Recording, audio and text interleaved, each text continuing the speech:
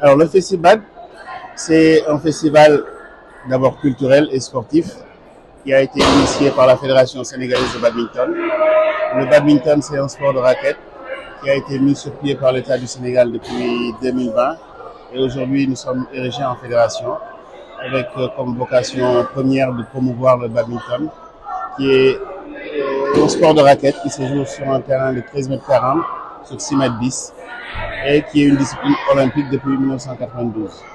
Alors le badminton est présent au Sénégal, comme je l'ai dit, depuis plus d'une dizaine d'années.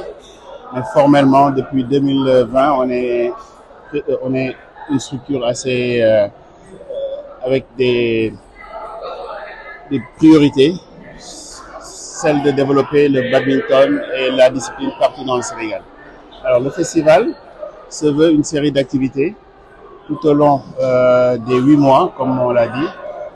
On sillonnera des régions, des contrées pour de la formation, faire connaître le badminton, détecter des talents. Et comme vous l'avez vu tout à l'heure, il y a eu une formation d'enseignants. 20 enseignants viendront renforcer les 320 qu'on a formés depuis 2020, en plus des 11 tuteurs. Et ce festival nous permet, au-delà de la pratique, mais de développer d'autres valeurs. On a vu les valeurs de l'olympisme, les valeurs sportives et du patriotisme. Tour à tour, des panélistes sont passés, des champions sont passés pour donner et échanger avec le public qui est assez jeune leur vécu. Et c'est important d'avoir des repères. Le monde sportif est une cohésion et on a profité pour faire venir et pour adhérer dans notre motivation de développer les sports de raquette, le tennis de table.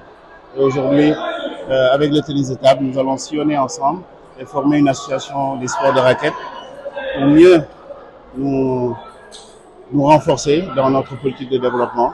Et c'est qu'ensemble, cette cohésion, cette synergie feront que demain, nous allons pas être au même niveau que le football ou la lutte ou les autres disciplines, mais quand même produire des champions. Parce qu'on ne naît pas champion, on devient champion. Aujourd'hui, le jeune qui est à Kaffrine, à Malem Hodar, à Koungheul, bien à Ziguinchor, à Sédhiou, à Tambacounda, doit connaître et pratiquer le badminton. Le Youth Leadership, c'est une série de vocations, une série, je veux dire, de modules. Parce que le leadership, c'est un ensemble, c'est tout un ensemble.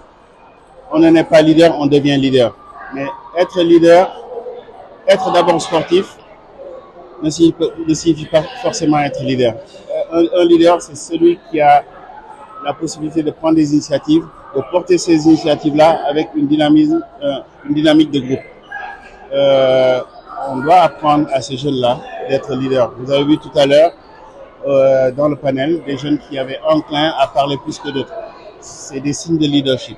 Aujourd'hui, l'initiative qu'on a faite de regrouper